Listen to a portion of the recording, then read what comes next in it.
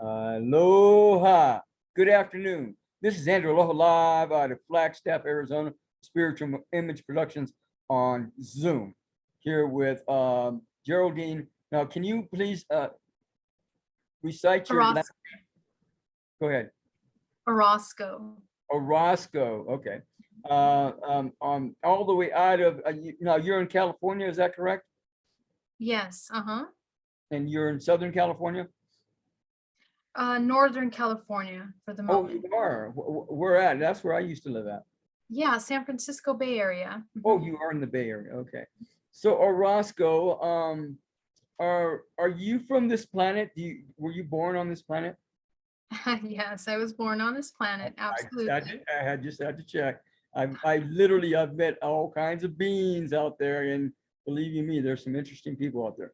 So Orozco, if you can just give us a little bit of background about who you are and what you're doing and what you're trying to accomplish, we can just go from there. How's that? Sure. I guess my journey began in 2008. I funded Bay Area Meditation here in the San Francisco Bay Area, where we teach meditation training to corporate companies and individuals. And I basically had some very life-changing experiences early on that drove me into kind of a very profound, deep inquiry. And I began to utilize the tools that I learned through meditation to kind of dive deep into questioning the purpose of life, the existence, structures of our reality, and other things. And I went deep into meditation. And I went deep into meditations, several times throughout those years. Until 2013, where I had taken time off work to meditate very intensely, probably up to 9-10 hours a day. And that really allowed kind of a kind of deconstruction of everything that I believed to be true about myself, about the world around me, to the point where it was a complete deprogramming. And I reached kind of a point of absolute neutrality. It's what we call that 0 point. And when I reached that point in October of 2013, I had a life-changing experience where I had contact, physical contact in my room in Union City, California, where a light came into the room, and literally I was pulled out of my room and taken on board a craft with these 6 grays that where it's just incredible. And before that moment, although I had contact at an earlier age, I didn't really understand the connection between these beings, spirituality, and our reality. All of that was kind of difficult for me to integrate. So during this experience, they introduced me to hybrid children. They took me to the Pleiades. They said that I was Pleiadian, that I came from the planet Maya, and that I had been simultaneously teaching and helping people, I guess, in their ascension process in that dimensional plane. And also a series of downloads of information about our history of the world, conception of life on this planet. In addition to introducing me to children that were presented as my hybrid children. So when they introduced me to these children, I immediately began to get memories of times that I had spent with them, even given birth to them.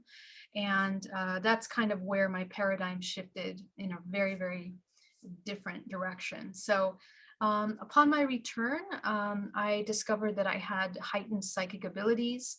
I had a lot of physical side effects as a result of that contact experience, and the psychic abilities were so heightened and strong that it was difficult for me to even go grocery shopping. I mean, I couldn't leave my house for 3 months after that. So I met a partner during that time, and I went back into my career. I had another very high-end event planning company that I had been working on several years, and I just wasn't able to go back to life anymore, regular life.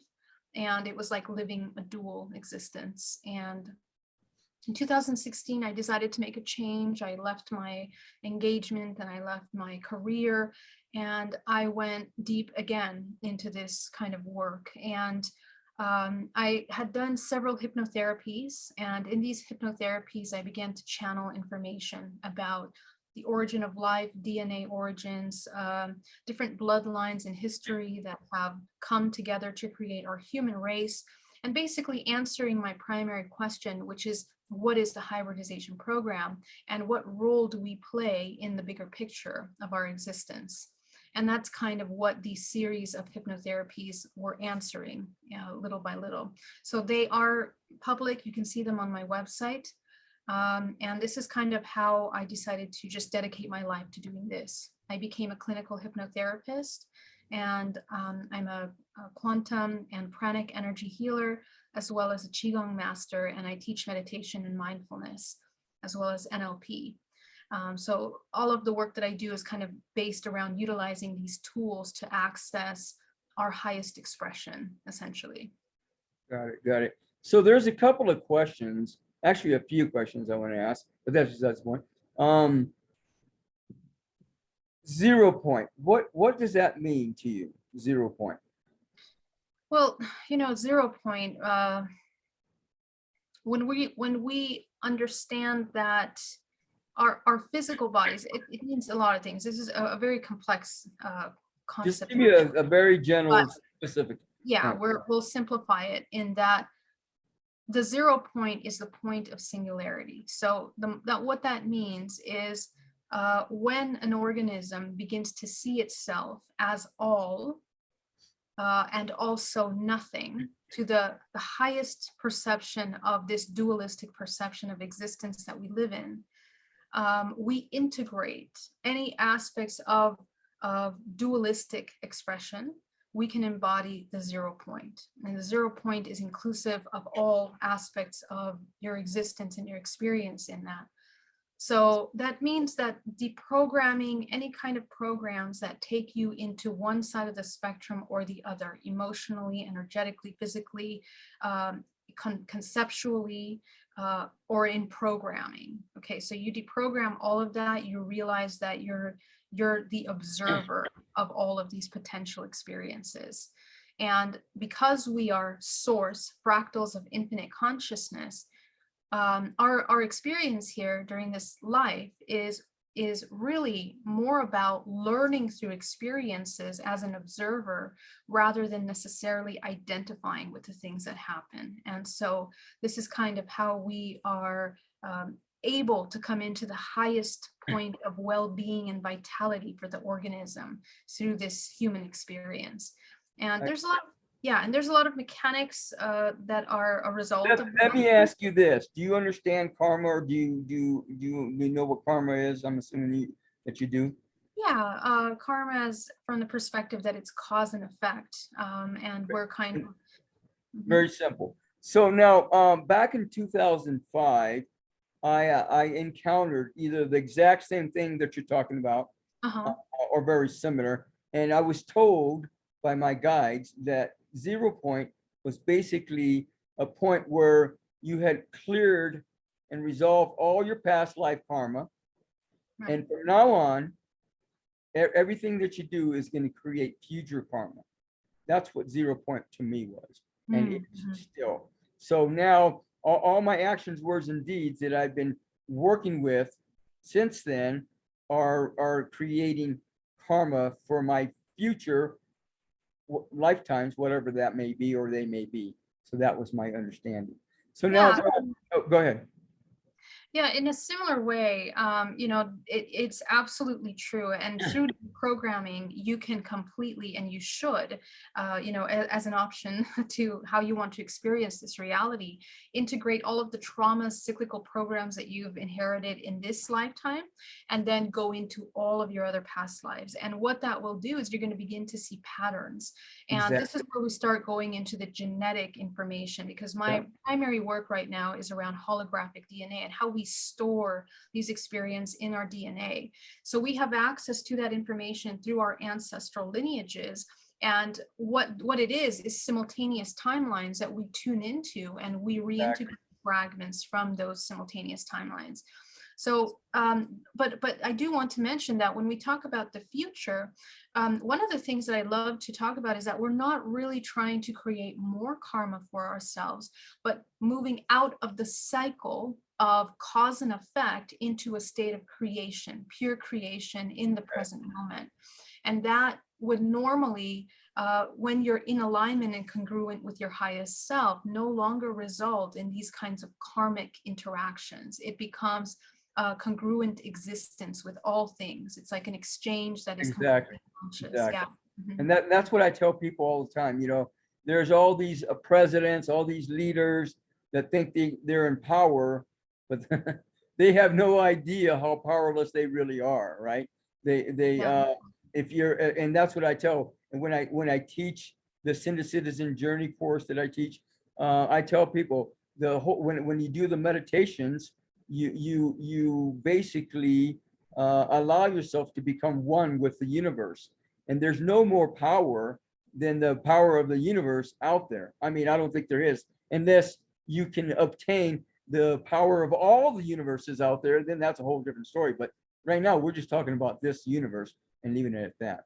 So now, with that in mind, I want to know your process for meditation. Is it like a Zen style of meditation? Is it some kind of ceremonial thing that you do and then go into Zen style meditation, or guided meditation, sound current meditation? What are we talking about? Well, I've studied many different kinds of meditation. I mean, I became a certified meditation instructor early on. But the primary work that I do is something that I kind of created myself when I was going through my own personal inquiry. And I think that what it is, I guess, you're utilizing tools of Vipassana, which are just complete stillness and training observation. Um, and then from there, working in observing what's arising and then actively working with that information. Okay. We're And talking so about Zen again, is that right? Zen style of meditation, even though you're calling it Pasana, is that what I heard you say? Vipassana meditation. Yeah. Slightly different, but similar. And so what that is basically is that once you start to feel in stillness the emotions arising, you begin to work and sit with those emotions, and through the muscle memory of the body, those emotions begin to uncover layers of data. Those layers of data are linked to memories and past experiences that you can then open up, and you will find fragments of yourself that are created through these experiences as a result of trauma. So trauma, we might think, might be something very, powerful that happened in your life, but really we experience trauma many times throughout our day when we're not in the present moment. Exactly. Trauma is any time that we feel helpless or we don't know how to navigate any kind of trigger or experience that's happening in or around us. So if you think about that, you can have thousands and thousands of experiences and potential fragmentations that you've gone to. The meditation work that we do is to revisit these fragments of yourself and reintegrate them by allowing them and providing them the option to choose and to observe their experience, almost as if you're remote viewing from a higher perspective, and choose another possible way of interacting in that experience that is more true to your highest resonance or your highest potential. So this really allows you to, in a sense, you're deprogramming and reprogramming DNA. You're breaking and creating new neural pathways in the brain just by observing these experiences. And you're also growing the gray matter in the brain and strengthening your energetic structure geometrically and holographically. Okay, Right. so you're expanding your light in all the work that you're doing. And what people will normally find is that they're repeating a lot of these things. It's just repetitive things. So you might think it could be overwhelming work, but what you'll find very quickly is that a lot of us are just constantly choosing between fear and love. And once you understand that, that work kind of becomes a little bit more simplified. And you're addressing any kind of inversions of perceptions that you have created throughout your life. That's kind of where it becomes really powerful. So what are we talking about? What do you mean by programming in holographics? What are we talking about? Yeah, so we're assuming from the concept of our current understanding, or limited understanding, I should say, of metaphysics and the quantum field, that we are experiencing in a sort of holographic reality, in which matter at its most primal and nuclear form is energy that's oscillating to create networks of systems of what we call matter and density. So all of this that makes up the hologram that we're experiencing is more of an input-output system. And you are very much the projector, the creator of the projection that you're experiencing. Now, together, we're co-creating these experiences. There's a holographic aspect of it, which would be the hologram of that. And we see our body, the physical body, as that hologram, because when you zoom into its molecular level, again, we're not really matter, we're more energy, we're oscillations of vibrational frequency. So this holds massive amounts of information. Now, from the human and physical aspect, our DNA is the writing code, it's the blueprint that only 2% of that blueprint is writing the code that creates the hologram. So if you can imagine all of the other data that is stored within your body and out of your body energetically, we have history of all of the fragmentations that are existing simultaneously accessible to you. Okay, so when we talk about hologram, we're talking about your navigation in and out of all of these potential timelines that you're coming in and out of. The other side of that is when we talk about programs, the moment we are born, the moment, first of all, the moment we even come into conception and unite with the ancestral lineage that we're coming into, we're a vibrational match to the ancestral lineage.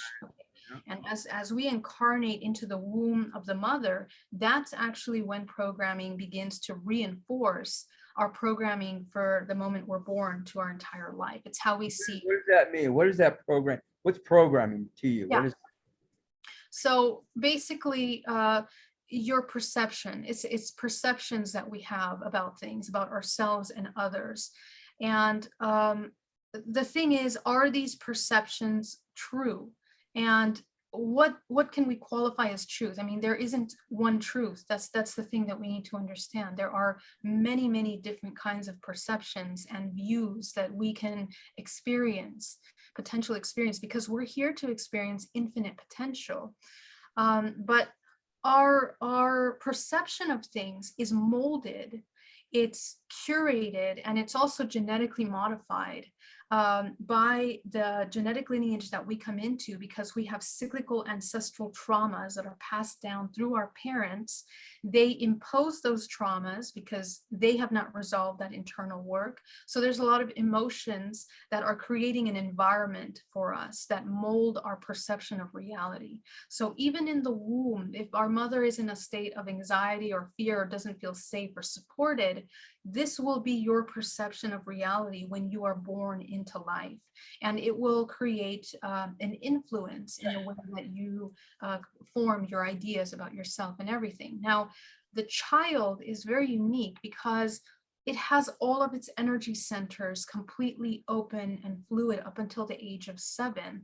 So during the womb until the age of 7 is when we are mostly easily programmed, in which everything that we know as infinite and source and unconditional love becomes gently molded by the impressions of emotions and experiences that we're observing around us. So that's programming.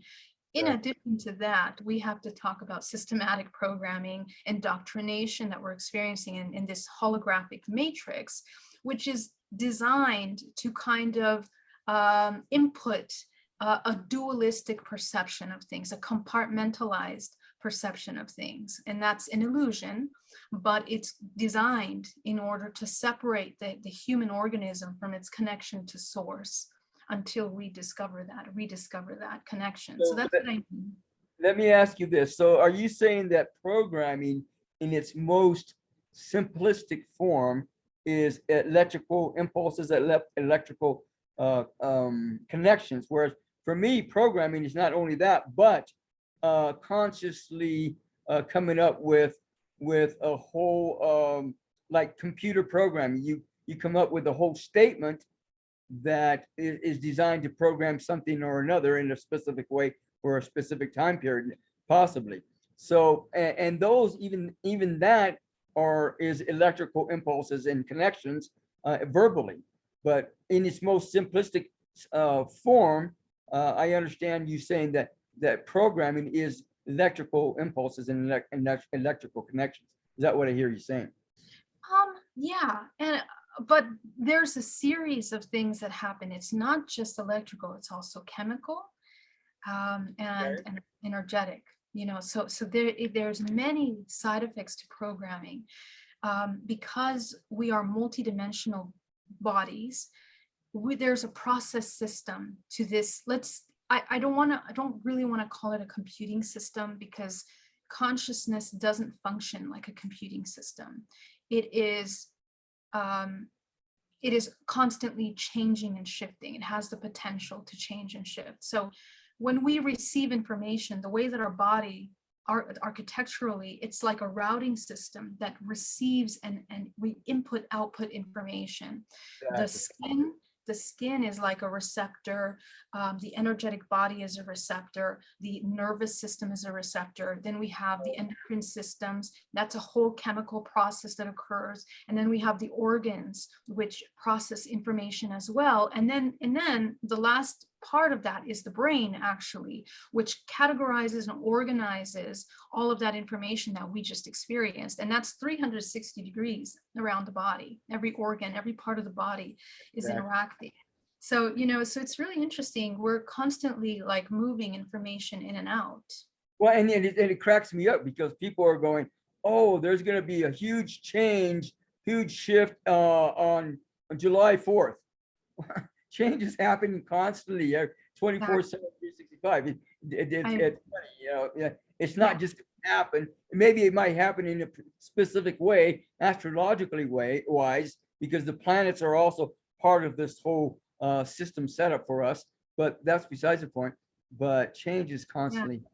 So with that in mind, and I think this is probably the final question that I want to ask you. What is Ascension to you? What does that mean to you? Yeah, this is an amazing question. When I went into this question myself, I wanted to really understand, are we really ascending? Is there an endpoint? Ascension kind of gives you an idea that, you're moving in a certain direction with some kind of potential endpoint or experience in the direction that you're moving.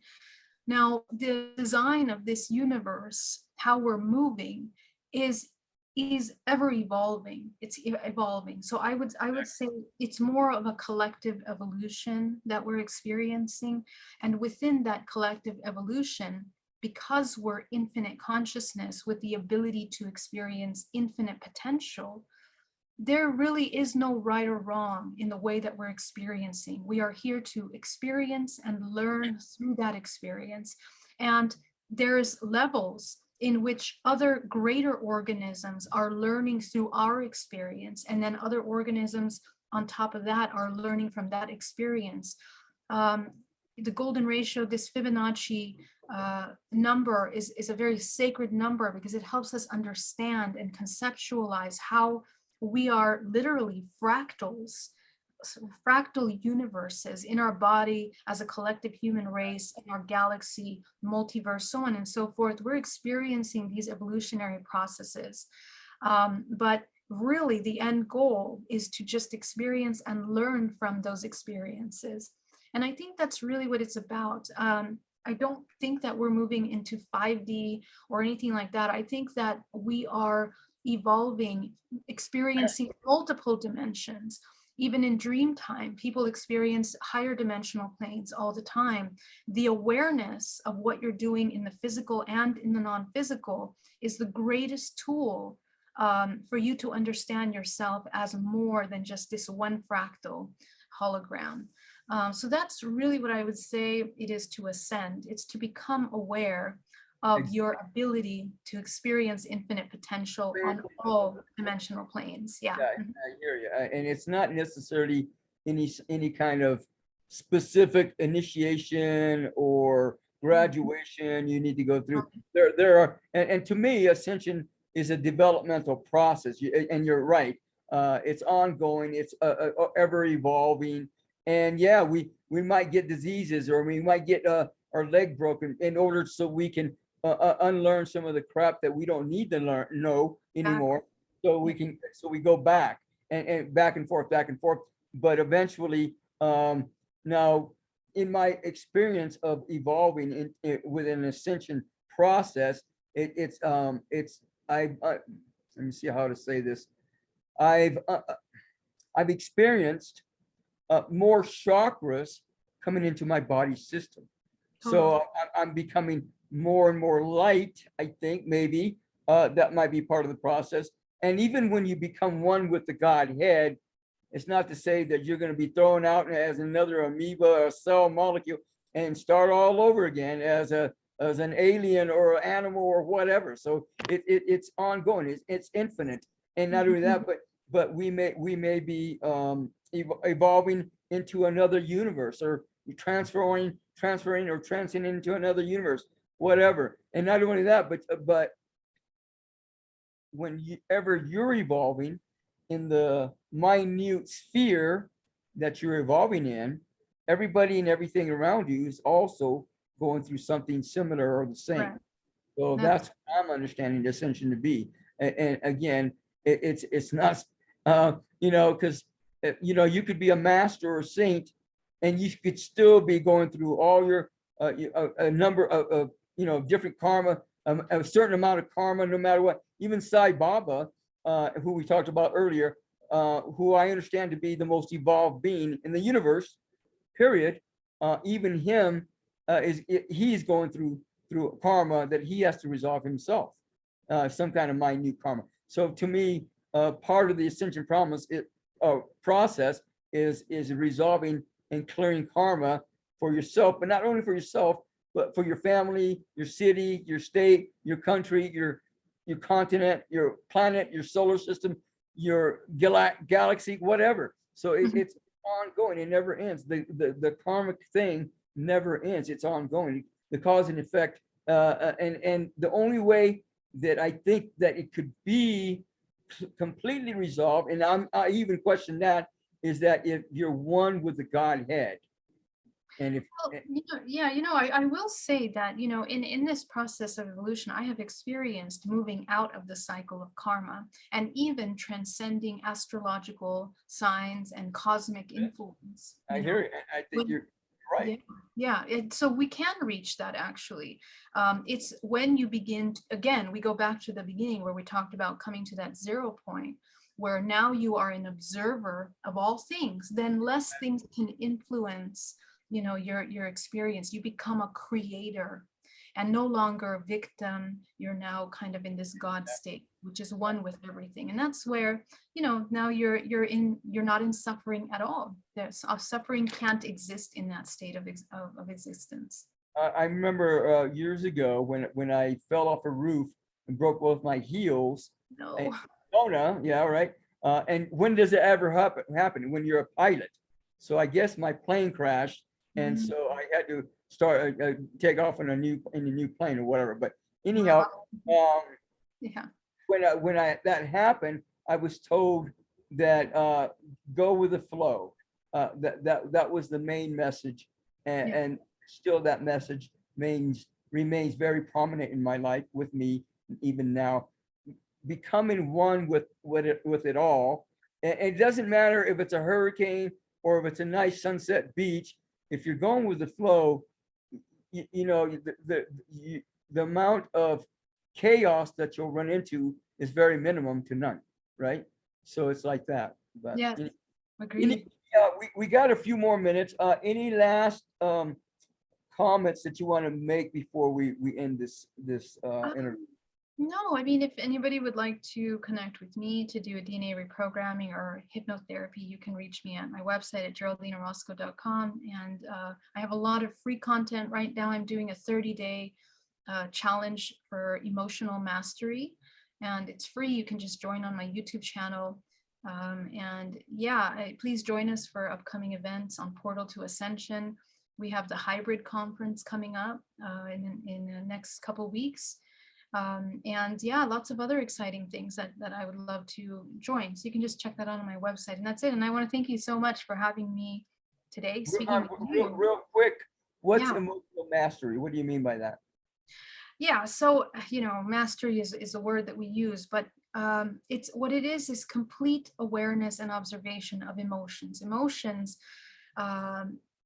are actually quite complex and the most important thing for our human experience to understand, because they are literally the intention and input and the subconscious input into the holographic experience that you're having, so your everyday life. So if you don't know what your emotions, why you feel the way you do, or what your emotions are doing, there's a lot of levels of unconsciousness there that you have an opportunity to bring to light. So it's actually one of the most powerful ways to heal the body physically, emotionally, and also manifesting wise. Got it. Yeah. So I want to thank you for your time, Geraldine. I know you have lots to do. Excuse me, we can't all be busy, right? That's besides the point. But vacationing and relaxing works too. Why not? I want to thank you. And again, if you guys want to get hold of Geraldine or connect with her, involve yourself with some of her stuff. Geraldine Orozco.com, OROZCO.com, and just let her know that you found her information on this interview, and then go from there. Yeah, Thank you very much. Thank you so much. God, it's weekend. Be the love that you are, always have been, and always will be. Aloha.